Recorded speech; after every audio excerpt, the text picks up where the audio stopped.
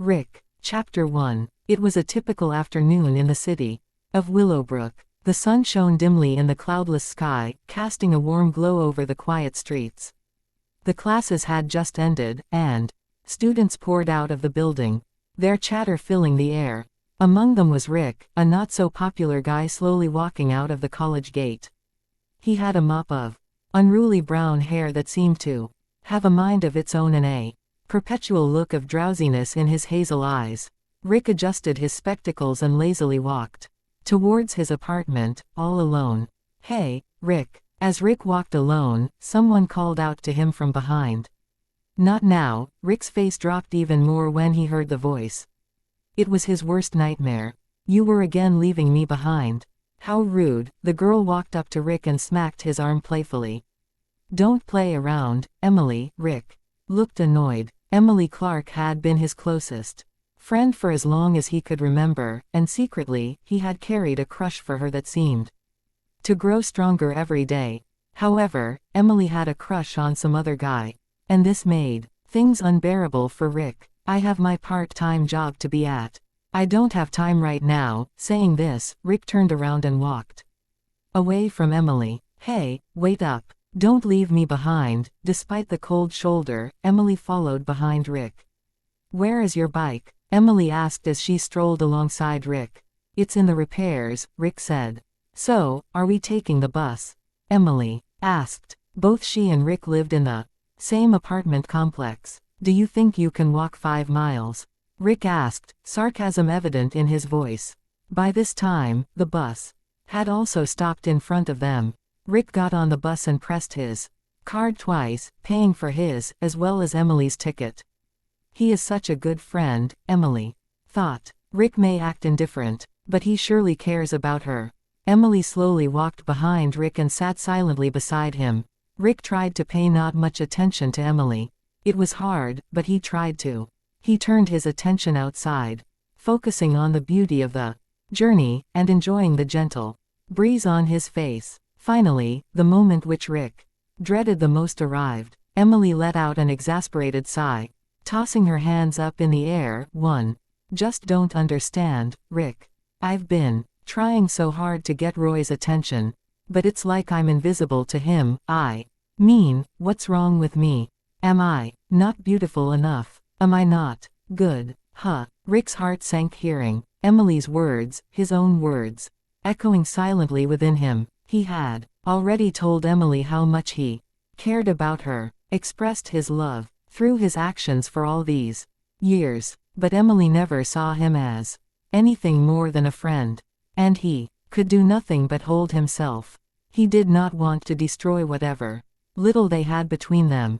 This left him trapped in a cycle of frustration and unrequited longing. Rick slowly turned his face towards Emily. He mustered a sympathetic smile, though his frustration simmered beneath the surface. "Emily, you're amazing just the way you are." It's his loss if he can't see that. Or maybe he's just not the right person for you. Emily huffed, her frustration palpable. I know.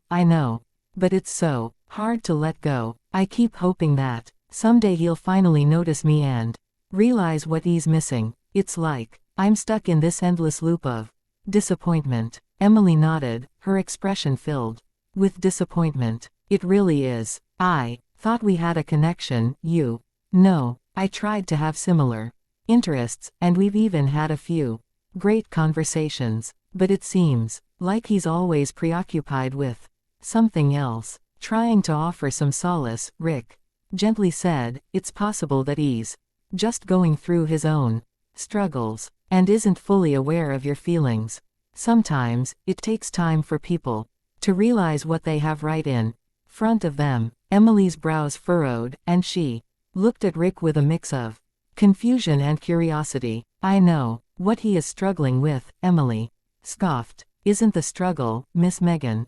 Miss Megan, thinking about their eccentric and enigmatic homeroom teacher. A mischievous smile tugged at the corners of Rick's lips as he reminisced about her captivating presence. He couldn't deny the undeniable attraction he felt toward her, and a dreamy look overcame his face. Miss Megan, with her ethereal Beauty had a way of captivating hearts and minds alike. Her lustrous, chestnut hair cascaded down her shoulders in gentle waves, framing her delicate face. Her mesmerizing, emerald green eyes sparkled with intelligence and a hint of mystery, drawing others in like moths to a flame. Her porcelain-like skin possessed a natural glow, accentuating her delicate features. A smattering of freckles danced across her nose, adding a touch of whimsy to her flawless complexion. The lightest dusting of rosy blush adorned her cheeks, giving her an ethereal,